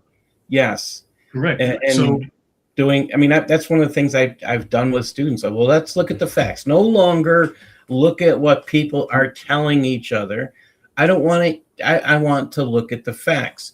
And when I do that when I've done that with students, they kind of sit there like mind blown. Wait a minute. Everything we've been told is a lie. Yes. Where are you getting your sources from? And so stop reading those sources. Okay, CNN, turn it off. Okay. So I just think we're dealing with a different mindset. I mean, what we've read in the Sharia here, what you've shown, shows this is a completely alien ideology. It is something that is not in any way compatible with Western beliefs and ideas. And at some point, if they won't adapt, then they must be forced to adapt. And this is not necessarily going to be pleasant, because but you're dealing with a mindset that cannot adapt itself readily and will not and doesn't want to. So you're going to have to make them adapt, or they will, like termites, destroy your house. And the big claim here is education they still push this. And I will say, no, it's not education. I will say, find Jesus, find peace, find Jesus, find truth. All right. You're not going to be able to look at these lies, these purposeful deceptions without having truth in your hands. You want to find the truth, pick up the Bible, read it. You want to find equality, pick up the Bible, read it. You want to find where equality was in the Constitution, read the Constitution. You want to find where equality isn't in, where did it start? Oh, read the Declaration of Independence. It'll blow your mind. There is equality there, and it was supposed to outlaw slavery from the minute that Declaration of Independence was written. That was the intent and part of it. People don't catch those things. Like when I've done that with students, they're like, whoa. And they take it home to their parents, and their parents are totally shocked. So, yes. So we're joined by the world's most Christian Muslim, or the most. This is a man who just, he went through Islam, came out the other end as the world's smartest Christian. We are joined by Usama Dakdok. And hello, Lloyd. Hello, Paul. Hello, JC, and all the wonderful audience you have, those who are live with us and those who will join us in the near future. Greetings to all of you. Hi, Usama. Hello, Hey, Usama. Hey, I was listening. Listen. First of all, I was working on a project. I just finished it, and I have not eaten breakfast. So I ran to the house. I'm eating some breakfast and lunch together. We call that in America brunch. And while I'm eating, I heard about you guys saying that Muhammad Hijab won the debate against David. I don't know what you're talking about, but here is the truth. Muslims always win. They never lose. Like right now, Iran is smoking Israel and America. I mean, literally, Mr. Bush is bowing down the knee, begging the Iranian, please don't harm me anymore because I've been destroyed so badly. These people do not know how to lie. Oh, you actually, Lloyd, listen to this. You took me back 40 years of my life. So literally, when I was 17, I'm 57 now. 40 years ago, my teacher, Mr. Muhammad, taught us in the high school class that the Egyptian and the Jordanian and the Syrian and the rest of the Muslim Brotherhood who stood together in unity shouting Allahu Akbar, Allahu Akbar, not one war, not two wars, but 3 wars against Israel. 1948. They got their ass kicked every single time. So Lloyd, listen, I go home and I said, Dad, did we really go on war? I was just a kid, of course, 17 years old. I said, Dad, did we really go to war against Israel? He said, yeah. I said, 3 times? He said, yes. And did we shout Allah Akbar? He said, yes. So we won. The Muslim won. He said, no, they did not win. We just, the last war, we crossed the Suez Canal and we left up a big, huge white flag. And I told Dad, white flag? Why white flag? He said, because we want to have peace. We crossed our Suez Canal and we want to have peace. We won. We want to have peace. It makes no sense. When we surrender, that means we won. That's it. So somehow, that's how Muslims do not know how to lie, man. They won. Yeah. Loud noise or not, they won. After all, if you shout Allah Akbar, that's it. We won. Imagine with me, the Muslim Iranian was fighting with the Muslim Iraqi for 8 years, and they were both shouting Allahu Akbar. I do not know how can they both win. They're two fighting against each other, but somehow they both won. I remember that. Yeah, Anyway. yeah. You know something? This person here, Baba Kurali, what is even wrong with child marriages? Now, what is crazy is that Muslims will condemn Jeffrey Epstein because he's Israeli and he was diddling kiddies. Except Jeffrey Epstein was convicted of what, diddling a 14-year-old, right?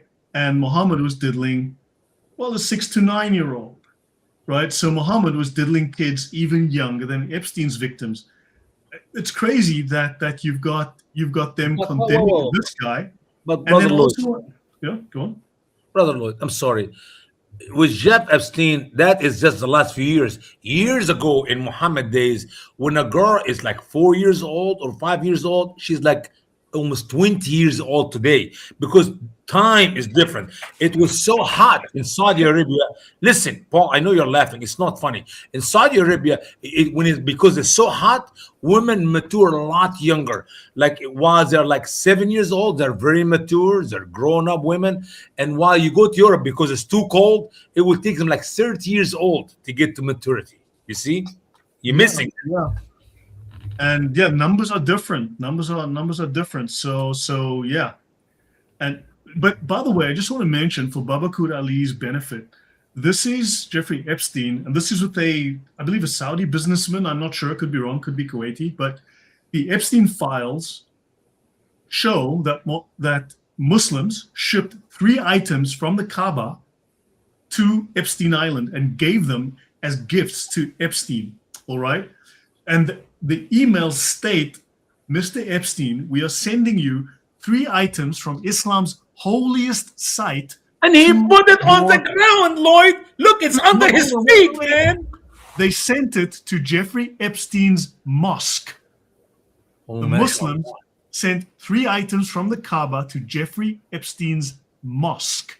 MashaAllah. So now you can read that in the Epstein files. I've showed it on the channel. This is a section of the Kiswa cloth that covers the Kaaba, and he was given 2 items from inside the Kaaba because Muslims sent Mr.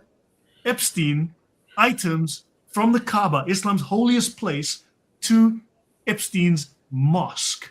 Well, Now, Lloyd, Epstein was bad, but Epstein was getting stuff from the Kaaba for his mosque. I don't get it. Brother, with all respect, you see the contradiction here is because you're listening to some nonsensical Muslims.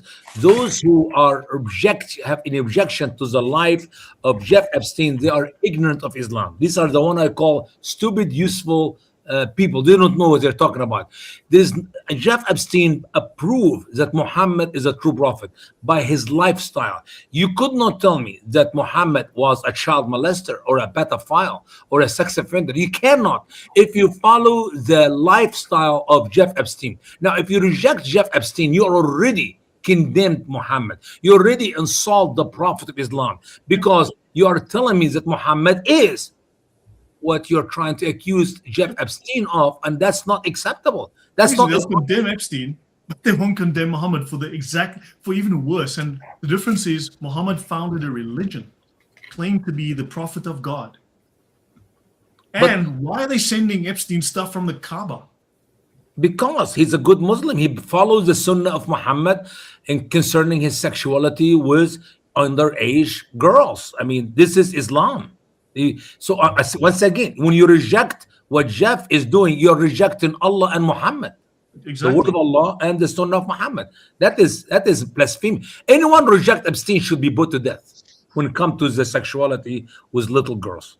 I mean, literally, you're blaspheming Allah's apostle. Yeah. For heaven's sake, what else do you want? Paul, your thoughts on Yeah, there was something else. They found that he had a passport. I think I can't remember if it was from Saudi or from Qatar. It was one from a Muslim country. What people don't know is if that was his escape plan. So if things happen, he could actually go there and with his wealth be protected. Perhaps that was the idea because of, similar beliefs, or maybe he wanted to go there and start a religion. I mean, it had happened before, so we will never know, but he did have a Muslim passport. JC, I love you, brother. How do you know he's not there right now? How do you know? That's true. He will reemerge as the Mahdi. Imagine that. He'll be the best help for the final words the final days of Islam. How do you know? With his billions of dollars? Give me a break. MashaAllah, MashaAllah. Yeah. So I think people should just send this to Muslims and ask them about this. Go to the Epstein files, search for the word mosque. Search for the word Kaaba, right? Look for the word Kaaba. Look for Kaaba and read the emails for yourself. Very entertaining. Islam is, it's filthy. I mean, this is just terrific. Okay, here's the deal. Before we run out of time here, we need to advertise for our big meeting coming up tomorrow. I am so excited about it that I will not be able to sleep tonight. I'm going to be up all night long doing nothing but waiting for tomorrow. How about that? That's what I tell my customers. I work 24 hours, but not in a row. That's like doing a show every other day and add them together. You come up with the 24-hour. No, I'm serious. We're talking about the throne of Allah, guys. This is going to be a powerful, powerful program. If you have never understood why Muslims reject things in Christianity, it's because it is actually in Islam, in simple words. So when you reject the true nature of God in the Bible, it's because it is Allah in the Quran. But they don't know that. The throne of Allah. Don't you mean the bed of Allah? Well, it could be a bed, because according to the interpretation of some great scholars of Islam, when you say kursi Allah, they're talking about the bed of Allah, the sarir of Allah. You sleep on it. But anyway, we're gonna take it just as a chair or as a king's throne. And boy, oh boy, we got so much to share. God, I mean, literally, I recorded so far 5 broadcasts on it. So I don't know if we can get it done tomorrow. I'll do my best. 500 coming up, Usama. What? There will come a point that I'm gonna have to fake my death again. Just to. No. Listen. I'm gonna do my best. I will do my best to finish it tomorrow. But if we could not, I'm sorry. We have to go to 8, 10 different shows or whatever it takes. So we cannot explain objectively what is wrong with child marriage. This is why you're a loser and a racist. Yeah. So why do you condemn Jeffrey Epstein as a criminal, and yet Muhammad, who did worse than Jeffrey Epstein, is a holy man who should found a religion? In fact, your religion is founded by a pedophile. Muslims follow and emulate a pedophile as the greatest man who ever lived. This is a pedophile. So you claim that this is a crime when Epstein does it, but it's holy when Muhammad does it. This makes you all pedophile apologists. You see, that's the problem. Yes, man. This is awesome. This is really neat. All right. I was working today with Sister Christy, and then the Lord will give me that thought. I want to share it with you guys, and maybe you can help me if you think I'm off or something. Can a woman in Islam do sex change so she can perform jihad for the sake of Allah, and then she can enjoy the 72 forever virgin in paradise? Well, little boys can become like little girls if you give them drugs and make them dance. No, but that's not Sunnah of Islam. I'm talking about real Islam now. I'm talking about when Pakistani do that, or I've seen Afghani do that. That's not Islam. That's some Muslims. But seriously, can a woman volunteer for the sake of Allah, change her sexuality from a female to a man, so she can join men in the jihad field and perform jihad for the sake of Allah and kill as many he, which used to be 10, so they can get to paradise, because as a female she get nothing, but as a man she can get a lot, and she's going to help Allah. Notice now, I'm not making this out of thin air. What I'm about to share now is true, because believe it or not, there's a fatwa was issued for Muslim men can practice homosexuality, so they can prepare their body physically to be able to put bombs inside their rectum, so they can perform jihad with their body for the sake of Allah. As long as while they having sex with other men or allowing other men to have sex with them, that they have to seek forgiveness of Allah. So as another man having sex with a Muslim jihadi man, they say, oh Allah forgive me, oh Allah forgive me, oh Allah forgive me, and he continued to have sex until he prepare his body so he can put a bomb in it. This is a true fact. Listen, Lloyd, I read that. I read it Go myself. online right now. I need Lloyd to apologize to me right now, and I demand an apology. Go online right now and search for what I'm telling you. If it is not, Back in the 80s, people had the slogan "Ban the bomb." Hearing you talk, I want to change that slogan to "Ban the bum." okay, go online right now, Lloyd. Look, I know you're a smart man and you can search this. Go online right now. Take a minute. Go online right now with all the audience watching. I think it's on memory still. It doesn't matter. It's all over. It's a Yeah. fatwa, man. It's a fatwa decree. You can not to enjoy homosexuality. It is to prepare your body to be able to put a bomb inside you. Hello, this is religion. There is no حياء في العلم ولا no حياء في الدين. So no shame in religion, no shame in science too. I mean, whatever. Well, I can say that Dr. Morgenthau, who was the ambassador to the Ottoman Empire, actually records women taking part in the jihad, running down the hills to wipe out the Armenians with swords, and that they were far more dangerous and more violent than the men. And they didn't need to change sex, but they took part in the jihad. No, but I'm sorry. The word of Allah is very clear. Women do not get anything, but men get. Okay, so if they want to enjoy the forever, why you're laughing, Lloyd? They have to add something. Hang the bomb. Yeah. Listen. You guys are not taking me seriously. I'm gonna sue you. 3 of you, including I must say, who's quiet now. I know it sounds incredibly ridiculous, but I have seen that before. As in the fatwa, Osama is right. That is actual thing. Allahu Akbar. We won. And I would say, as the well-renowned sheikh that I am, that yes, the answer to your question, Usama, would be yes, because the greatest privilege in Islam really is jihad. You can do any level of anything, but if it actually ends with jihad, that is actually what Allah is looking for. That's why you don't even get judgment if you actually go to Allah after jihad. So yes, if a woman does that, she will get whatever she wants because it's the promise of Allah. But we need to make it official. We need to find a mufti to do a new fatwa, a new decree that women can have sexual change operation so they can do that for Allah. But this is why Muslims always say, children, they blow up so fast. You're bad, Lloyd. You're very bad. It took Paul an hour to figure out what you're talking about. Yeah. This is sick. That is a religion of stupidity, foolishness, savageness, sickness. Yeah, pieces, of course. Pieces, yeah. Yeah. Oh, we are. I mean, yeah.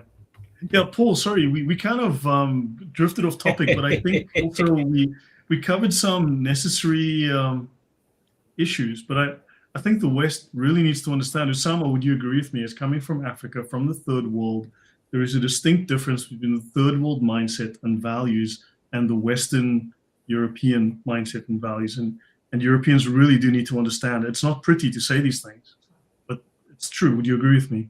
Absolutely. I don't know why they even call us third. I think we're 30s. We need to put zero in front of it because we're way behind to compete with the West. We have done nothing good, and we believe all the lies, and God help us. That's why there are plenty of Muslims there. Yeah. If I may, like Christian apologists, they engage with Muslims, and they are great because they are showing the deception of Islam and contradictions and all of that. But the other side of the game is educating the rest of the population, the non-Muslims, because they are the ones that are saying, oh yeah, why shouldn't we actually call for Sharia in this country? Look at the Muslims, they are amazing. So the people that have to really be educated real fast is not the Muslims. For that, the Christian apologists are doing their job. We have to actually tell the rest of the population this is actually what the plan is. Look at what the Muslim Brotherhood said that they were planning on doing, and this is what we are seeing. Look what they are actually, what their scriptures actually teach, and so on. So I think it's a team effort. Some people focus on Muslims. For me, at least, I don't have that patience. And it's about the non-Muslims. They need to see what Islam really is. Yeah. And That's don't why forget, we do that first hour show on Usama Dakdok's show, Revealing the Truth About Islam, to show exactly what Islam is doing every single week all over the globe. And Paul, we have a problem that you, as a great producer, you bring me 30 story and we only have an hour. I could not take my show 4 or 5 hours to go through some of the fruit which fall from the tree of Islam every week. So what we do, guys, we just skip. I'm skipping stories I should never skip. But when you only have an hour to cover the current events of what Muslims have done, I mean, literally last week, we got stories. People can go and watch. We got stories from all over the world, and we ended just doing some of the stories in America. We didn't even do all that which Muslims have done in America. God help us. There's no time. Question. This is a question that something I have thought about. What if the U.S. one day, for whatever reason, drops a bomb on the Kaaba, takes out the holy site? There's no holy here. What holiness, brother? I think Yeah, if I you know. drop But what would happen? Let's say the U.S. took a Moab and dropped it on the Kaaba. First of all, to call this a holy site, it will never happen until a bomb go down to make a hole in that area. Otherwise, it is not a holy site. Okay. So let's be honest, it is haram. it's haram. It's forbidden. Politicians, if you look at politicians are afraid. In the UK, you can see they're terrified. Oh, yeah. Well, there's two things. One, they're aiding and abetting. And two, they're also terrified. So you've got this juxtaposition of these two things. You have treason and you have fear, where they are afraid of offending the Muslims and they're afraid of an uprising. So they would rather suppress the local peaceful population. If there's 50 Muslims terrorizing a peaceful man, right? Let's say a Christian preacher, they will arrest the Christian preacher because they will then accuse him of causing a civil disturbance, disturbing the peace, rather than arrest the Muslims and have them behave. So already they're rewarding bad behavior and they're terrified of offending because they are unable and unwilling to deal with And Lloyd, I believe the one reason, and nobody talk about it, maybe just us here, the one reason and the only reason why Europe are not involved in that war against Iran is because of their fear. They're afraid of the Muslims who live in their midst. Years ago, under Bush, we had coalition, 33 countries. Actually, when the number grew a little bit higher later, when he went in war against Iraq, 33 countries start with. Under Mr. Trump, us and Israel, and thank you, nobody else. They will not even allow us to use their airport or to fuel our airplanes in their land. So that show you they're a bunch of cowards. They're a bunch of babies. And in the UK, does anyone get the irony of having military-aged males come across in their hundreds every day, every week, and they're now being housed in military barracks? Yeah. That's one of the stories that's constantly going on now in the UK. They have barracks that have been closed throughout England because they no longer maintain their military. They pretty much closed out their Air Force. It's pretty much dead. Their Navy barely exists. Their Army barely exists. So now they have all these empty barracks, and they're going to take Muslims in the thousands and put them in places where there's maybe 700 people living in the area. Yeah. It's sad. It's sad.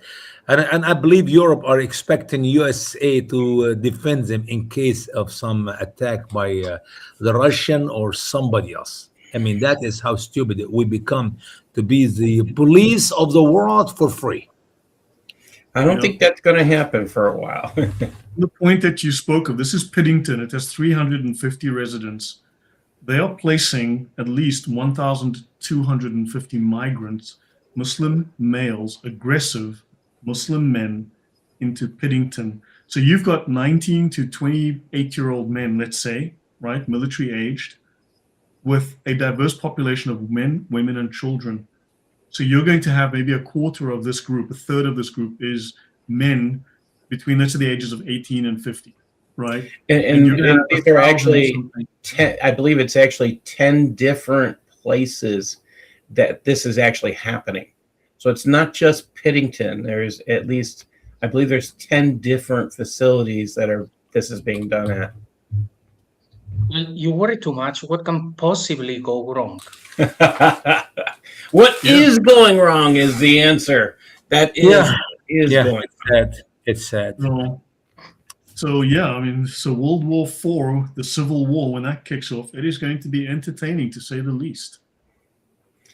I don't think it's very long, and that's after what the government is now actively moving migrants into small towns, distributing them across the entire country, no longer concentrating them in cities where they can be isolated and they can be barricaded in and starved. They're now actively distributing them across the entire country, placing them at choke points, effectively, placing them where they can just do maximum disruption to a helpless civilian population who are older, weaker. We have a request here, Lloyd, from somebody about something in Arabic need to be read. I do not see where it's at. Do you see 34:17, Sahih Bukhari. Okay, can we see it? I do not know what it is. If you can bring it in, please, I can look at it. Bukhari 34:17. So let's see. This actually should be Da'if al-Bukhari, right? Oh, no, it is Sahih. Please don't call him Da'if.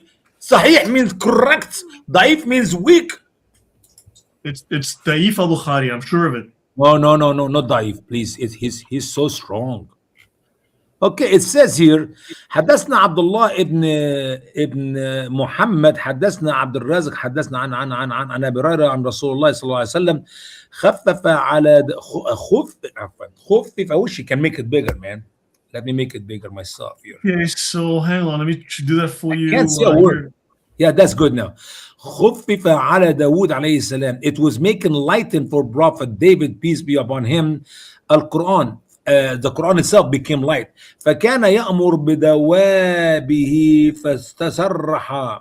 نعم. فكان يأمر بدوابه. So he used to be ordered by his. What is dawab? Dawabi. What is that in English? Is this the right 34:17? I mean, I hope so. Anyway, بدوابه فاستسرج فيقرأ القرآن قبل أن تسرج دوابه. Okay, I think something about before he let his animals go, he reads the Quran. ولا يأكل إلا من عمل يده.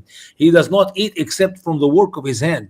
رواه موسى ابن عقبة. This was stated by Musa ibn Aqaba عن صفوان, from Safwan, from Ata, from Abi Huraira, from Muhammad. I have no idea what is that. Read it. What is the English said there, man? Somebody read the English for me. I can't.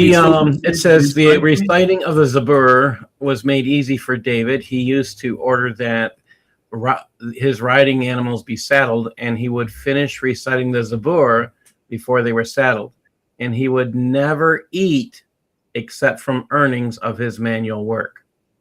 Yeah, and Allah told us in the Quran he used to make clothes, war clothes out of steel. And Allah make his hand so strong that he can wave the steel by his hand like you wave some fabric. You know how stupid when you read everything written about David in the Quran? And here we go in the hadith of Muhammad. I don't know what these people are smoking or drinking. I mean, imagine with me, that book of Psalms, which he calls the Zabur here, 150 chapters in the Bible. By the way, they're written by more than David. There are many other people who also wrote in the book of Psalms. Muhammad summarized, shortened it in the Quran to one verse. 150 chapters, Brother Lloyd, were summarized to one verse. Al-ardi yarisha ibadi salihun. The earth will be inherited by my righteous servants. How can you understand anything about David? Okay. My next book is going to be a summary of the Quran in one sentence. Which this is a bunch of garbage. That would be That'll be an easy summary, man. If Muhammad, I got one better. Clear as Yeah. clear as mud.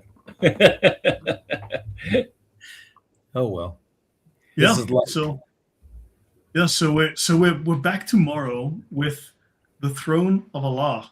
That's going to be great. yeah. Please bring popcorn, coffee, and I don't know, some lunch if you really Don't like bring it. soda because you'll be laughing so hard it'll be coming out of Choke. your nose. You know, no soda. You could choke and die. I don't want anybody to die. Let's do us, please. Okay. All right. So we're going to do our best not to cause any spontaneous exterminations. No. We're not doing that. No. No. We this channel has successfully not had anyone spontaneously combust for several years. We want to keep it that way. No combust, no compulsion in the Quran, and no combust in Lloyd show. See? That's poetry. Yes, That's Islam. I just made it. I just made it Islam is more- myself. MashaAllah. Did you just write the Quran? in various ways? Yes. So yeah, we should end here. It's been it's been 2 hours, guys. What have we been? Where did the time? What are we doing it for so long? What happened? I know. Maybe because Paul. Do you know this is maybe my first time to be with Paul on your show? Have we done that before? Oh, second. Okay. Yeah. Twice. Yeah, well, Paul, after today, Paul's probably saying, "Man, I need to get out of here and never come back." I don't think so. Paul is a man with patience and kindness and good heart. Right. I mean, Muhammad, as everyone says, has a heart of a 6-year-old child, which he kept in a jar under his bed. So, God is good. Appreciate you guys. Paul, final word from you before, and then I'll give JC a final word, and then we should hit the road. We're back tomorrow. Yeah. I would say my hope is that people will go visit my site, paulsutliff.blogspot.com. Look at some of the stuff I'm pointing out there. I do put our new show stories, even the ones we don't cover, there. Share this stuff out. The stuff that Usama is doing, that we're doing, is on the YouTube. Share the videos out, because that's incredibly important. We want the truth to be known. We don't want people to destroy the Quran. I hear too many stories about people burning the Quran. No, treat it, as Usama says over and over again, like the evidence for a crime.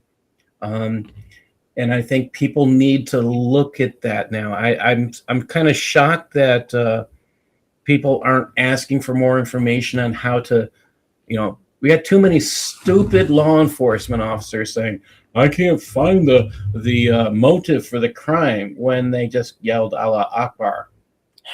Yeah. Don't you? I think you need to go back to detective school if you can't figure that one out. Yeah. Yeah. To check out the work we're doing, and share it, please. Amen. So I believe it's this, right? paulsutliff.blogspot.com, right? Yes.